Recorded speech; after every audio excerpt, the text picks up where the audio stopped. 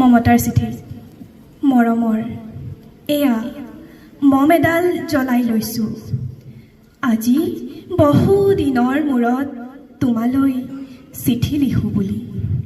বাহিৰৰ উৰুঙা বতাহজাকে মমডাল আহি কোবাইছেহি। চাওঁ খিৰিকীখন জপাই দিওঁ। 7 বছৰৰ আগৰ কথাবোৰ তোমাৰ বাৰু মনত আছেনে? আমি যে নতুন জীৱনটোৰ পাতনি মেলিছিলোঁ। মোৰ গাত সেই অচিনাকি নিচা বাৰুকৈ লাগিছিল। সিদিনা আছিল কাতিৰ কুঁৱলী সনা এটা কোমল পুৱা। পদূলিত তলসৰা শেৱালিবোৰ উপচি আছিল। আৰু সন্ধিয়া মই তোমালোকৰ ঘৰলৈ নগৈ আহিবৰ দিনা আকাশৰ মেঘৰ মোহনাত হালধীয়া জোনটো নাওখন হৈ আমাক যেন ৰিঙিয়াই মাতিছিল তৰাৰ দেশলৈ। মই লোৱা কঁকালৰ ৰঙা ৰিহাখনলৈ তুমি বাৰু তেনেদৰে একেথৰে চাইছিলা কিয়? তেতিয়া মোৰ কেনে লাগিছিল জানা?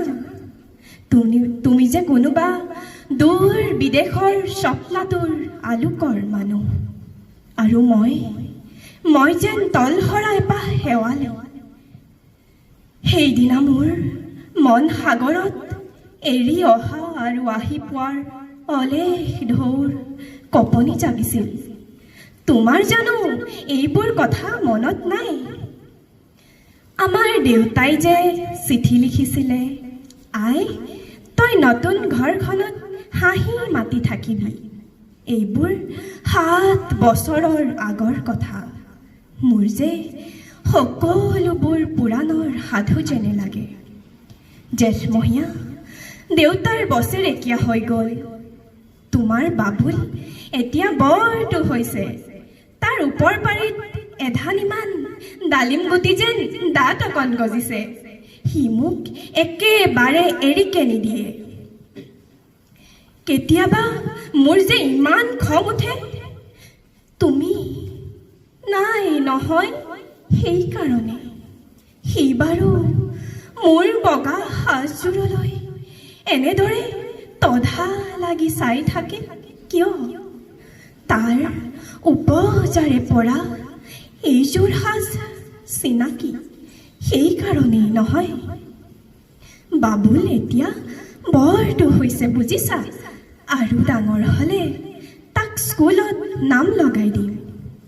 সি আঁতৰি থকা সময়খিনি মোৰ যে বুকুখন তেনেই উদং হৈ থাকিব ভাই।